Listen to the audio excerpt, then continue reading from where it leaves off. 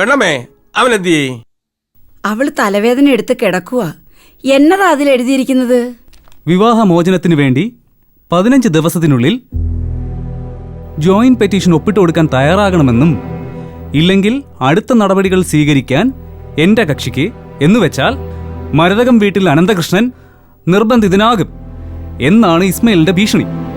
15 ദിവസത്തിനുള്ളിൽ വിവാഹമോചനോ? എന്റെ കർത്താവേ! അയ്യോ അമ്മച്ചി, അതിലൊന്നും കാര്യമില്ല. തയ്യാറല്ല നമ്മളങ്ങ് വാദിക്കും. അപ്പോഴേ വാദിച്ച കോടതി അംഗീകരിക്കുമോ? ഈ ദുർനടപ്പെന്ന് പറയുന്നത് ഇസ്മയിൽ വക്കീൽ എന്ത് തെളിവിലാ പറയുന്നത്? മാനനഷ്ടത്തിന് വേറൊരു കേസ് അങ്ങോട്ട് കൊടുക്കണം. അതല്ലെന്നെങ്ങനെ വാദിക്കും? ദുർനടപ്പാണെന്നുള്ള വീഡിയോ അല്ലേ വന്നോണ്ടിരിക്കുന്നത്? അതെല്ലാം തെളിയിക്കാനല്ലേ ഇപ്പൊ കേസ് നടക്കുന്നത്? അത് വേറെ കേസല്ലേ, അത് നടന്നോട്ടെ. ഇതിപ്പോ അതല്ല കാര്യം. ഈ വിവാഹമോചനം എന്ന് പറയുന്നത് ഇസ്മയിൽ വക്കീലിന്റെ ഒരു തന്ത്രമാകാനിടയുണ്ട്. പ്രധാന ലക്ഷ്യം സ്ഥലവും പുരയിടവും പണവും സ്വത്തുമൊക്കെ ആണെന്നാ എന്റെ ബുദ്ധിയിൽ തോന്നുന്നത്. അങ്ങനൊരു കേസും കൂടിയുണ്ട്. സ്ഥലോ? അതെന്തോ വക്കീലേ? അതാ ഞാൻ പറഞ്ഞോണ്ടിരിക്കുന്നത്. അതിനകത്ത് വേറെ വല്ല ഗുണഷ്ടം ഉണ്ടോന്നും വായിക്കു വക്കീല അങ്ങോട്ട്. അങ്ങാടിക്കൽ പഞ്ചായത്ത് തോണിക്കൽ വില്ലേജിൽ 30 സെന്റ് റബ്ബർ തോട്ടത്തിനോട് ചേർന്ന് വീടും പുരയിടവും.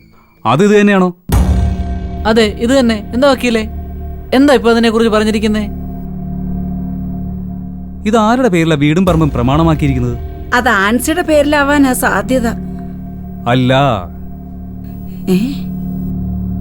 2001 25 ലക്ഷം രൂപ ഈ വീട് വാങ്ങാനായിട്ട് ചെലവാക്കിയിട്ടുള്ളത് തന്റെ കക്ഷിയായ അനന്തകൃഷ്ണനാണെന്നാണ് ഇസ്മയിൽ വക്കീലിന്റെ കടലാസ്. നേരാണോ? പെണ്ണമ്മേ, നേരാണോ? അത് നേര് തന്നെ. അനന്തനാ പണം മുടക്കിയത്. എന്നാ ആധാരം രജിസ്റ്റർ ചെയ്തിരിക്കുന്നതും അനന്തകൃഷ്ണന്റെ പേരിലാണ്. കർത്താവേ, അതിനിപ്പോ എന്നാ വേണമെന്നായി പറയുന്നേ? ആ പണം ഇക്കാലത്തെ ബാങ്ക് ഇൻട്രസ്റ്റ് അടക്കം അനന്തകൃഷ്ണന് 15 ദിവസത്തിനുള്ളിൽ തിരിച്ചു കൊടുക്കണമെന്നും അല്ലാത്ത പക്ഷം വീടൊഴിയാനുള്ള നടപടികൾ സ്വീകരിക്കണമെന്നും ഇസ്മയിൽ വക്കീലിന്റെ മുന്നറിയിപ്പ്. ഇത്രയും കാലം നിങ്ങൾ അങ്ങനല്ലോ പറഞ്ഞോണ്ടിരുന്നത്. ഇത് ആൻസിയുടെ ആനിയുടെയും പേരിലൊക്കെ ആണെന്നല്ലേ? ഇതിന്റെ ആധാരം എവിടെ? എവിടെയാ പെണ്ണമ്മേ? അത് ആൻസിയോട് ചോദിക്കണം. ദേ, എല്ലാത്തിനോടും ഞാൻ ചവിട്ടി കൂട്ടുവേ. എന്റെ സ്വഭാവം നിനക്കൊന്നും അറിയത്തില്ല. നിങ്ങൾ എന്താ വിചാരിച്ചിരിക്കുന്നേ? ഡി ആനി, നിനക്ക് ഇവിടെ ഒരു പുല്ലുമില്ലെന്ന്, ഒരു കുന്തവും ഇല്ല നിന്റെ പേരിൽ, മനസ്സിലായോ? നാണം കെട്ട് നടക്കുന്നെല്ലാം കൂടെ. ഇസ്മയിൽ വക്കീലിന്റെ കക്ഷിയുടെ ഭാര്യാ സഹോദരിയെ ഹോസ്റ്റലിൽ നിർത്തി ബിരുദമെടുക്കാൻ ചെലവാക്കിയ തുകയും പിന്നെ മാതാവ് പെണ്ണമ്മ. അല്ല, ഓപ്പറേഷൻ വരെ നടത്തിയിരുന്നോ 2008? 2008 ഓപ്പറേഷൻ? 2008 നട്ടലിന്റെ ഓപ്പറേഷൻ നടത്തി. അത് നിനക്ക് അറിയത്തില്ലേ പെണ്ണമ്മേ? അതുമടക്കം ഒരു 10 ലക്ഷം രൂപ വേറെയും കൊടുത്ത് വിവാഹമോചനം നടത്താൻ തയ്യാറാകണമെന്നാണ് അവരുടെ ഇപ്പോഴത്തെ ആവശ്യം. ഇനി ഇപ്പൊ കിടക്കാടും കൂടി ഇല്ലാതാവുമല്ലോ എന്റെ ഈശോയെ. ആൻസിയേ, ആൻസിയേ, നാളെ ആൻസി മോളെ, പെണ്ണമ്മേ, പെട്ടെന്ന് പോയി വിളിച്ചേ അവളെ. മോളെ ആൻസി. കർത്താവേ, ഇത് എന്തൊരു കുരിശായി പോയി.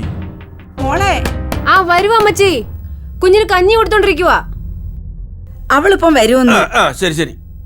അലക്സേ, ഇങ്ങ് വന്ന് ഇവിടെ ഇരുന്ന് ഒരു കാര്യം പറട്ടെ. വന്നിരിക്കേ.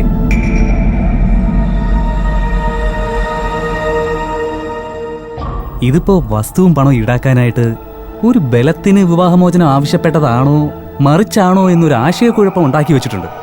അത് ഇസ്മയിൽ വക്കീലിന്റെ ഒരു തന്ത്രമാണ്. ഈ പറമ്പിന്റെ പ്രമാണം ആരുടെ പേരിലാണെന്ന് അറിയാതെ ഒന്നും ചെയ്യാൻ പറ്റില്ല. പ്രമാണമൊക്കെ അവന്റെ കയ്യിലായിരിക്കും. ചേച്ചി ഒന്നും സൂക്ഷിച്ചു കാണില്ല. ഒരു പെട്ടിക്കകത്ത് ഉടുതുണിയും എടുത്തുകൊണ്ട് ഇറങ്ങി പോകുന്നതല്ലേ പാതിരാത്രിയില്. പ്രമാണമൊക്കെ അവര് കൊണ്ടുപോകും, നോക്കിക്കോ. നമുക്ക് നല്ലൊരു കൗണ്ടർ അങ്ങ് കൊടുക്കാം. ഇസ്മയിലൊന്നും എന്റെ മുന്നിൽ ആരുമല്ല. നാളെ രാവിലെ ഞാനിങ്ങ് വരാം. ആലോചിച്ചുകൊണ്ടിരുന്ന കാര്യങ്ങൾ കൈവിട്ട് പോവേ. കൗണ്ടർ ചെയ്യേണ്ട സമയത്ത് കൗണ്ടർ ചെയ്യണം. ഇല്ലെങ്കിലേ എക്സ്പാർട്ടി വിധിങ്ങ് വരും. അലക്സിങ് വന്നേ വന്നേ. പെണ്ണമ്മേ, ഒന്ന് വിളിക്കേ. മോളെ ആൻസി, നീ ഇങ്ങോട്ട് വരാൻ. എന്തൊടുക്കും അവളവിടെ? മോളെ ഇങ്ങോട്ട് വാ. മോളെ, അമ്മ ഇപ്പൊ വരേ. മോളെ ആൻസി, നീ ഇങ്ങോട്ട് വന്നേ. എന്തു അമ്മച്ചി? മോളെ, ഈ പ്രമാണം എവിടെ ഇരിക്കുന്നേ?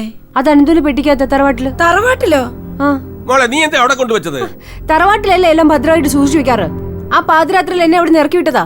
അപ്പൊ ഞാൻ എങ്ങനെ പെട്ടിയും പ്രമാണമൊക്കെ എടുത്തോണ്ട് വരുന്നത്? ആകെ കുഴപ്പമാവൂല്ലോ കർത്താവേ. എന്താ കൊച്ചപ്പ, എന്തിനാ പ്രമാണം? അതെ, വക്കീൽ വന്നിരിക്കുന്ന കണ്ടില്ലേ? വക്കീൽ എന്തിനാ വന്നത്? ഞാൻ പറഞ്ഞാണല്ലോ വരണ്ടെന്ന്. പിന്നെ എന്ത് ചെയ്യാനാ പോകുന്നത്? നോട്ടീസ് വായിച്ചല്ലോ. വക്കീല് പറഞ്ഞ എന്താണെന്നറിയോ? ഈ വീടും പറമ്പൊന്നും നമുക്ക് അവകാശപ്പെട്ടതല്ലാന്ന്. അയാൾ എങ്ങനെ പ്രമാണം ചെയ്തെന്ന് ചേച്ചിക്ക് അറിയില്ലേ? എന്റെ ആനി, ഞാനതൊന്നും ചോദിച്ചിട്ടില്ല. അന്ന് ഒപ്പിട്ട് തരാൻ പറഞ്ഞിടത്തൊക്കെ ഞാൻ ഒപ്പിട്ട് കൊടുത്തു. അന്ന് നമ്മൾ ഈ വീട്ടിൽ വന്ന് കയറിയപ്പോ നമ്മുടെ എന്തെങ്കിലും ഉണ്ടായിരുന്നോ കൊച്ചപ്പ? എന്തെങ്കിലും ഉണ്ടായിരുന്നോ അമ്മച്ചി? അതെല്ലാം വാങ്ങിച്ച ആ മനുഷ്യനാ. അതിന്റെ രേഖയും കണക്കൊന്നും എന്റെ മനസ്സിലേ ഇല്ല. ആ, എന്നാ അയാളുടെ മനസ്സിലുണ്ട്, രേഖയിലുണ്ട്. നോട്ടീസ് എടുത്ത് വായിക്ക്. അനി, നിങ്ങളായിട്ട് വെറുതെ പ്രശ്നം ഉണ്ടാക്കല്ലേ. ഞാൻ പോയിട്ട് അനന്തനോട് സംസാരിച്ച് ശരിയാക്കിക്കൊള്ളാം. എനിക്ക് ആ, ചെല്ല്. ചവിട്ടി പുറത്താക്കിക്കോളും. ഒരു പ്രാവശ്യം പുറത്താക്കിയാണല്ലോ. നോക്കിക്കോ, എല്ലാരും കൂടെ ഇവിടെ നിന്ന് ഇറങ്ങേണ്ടി വരും. അന്നേ ഞാൻ പറഞ്ഞതാ, ആ ഭർത്താവെന്ന് പറഞ്ഞ വായി നോക്കിയോട്. അനന്തം ചേച്ചിയായിട്ട് ഇവിടെ കയറി ഇറങ്ങി നടന്ന കാലത്ത് ഞങ്ങളുടെ പേരിൽ ഇത് രജിസ്റ്റർ ചെയ്ത് തരാൻ, കൊച്ചിന്റെ പേരിൽ എന്തെങ്കിലും ചെയ്യണമെന്ന്.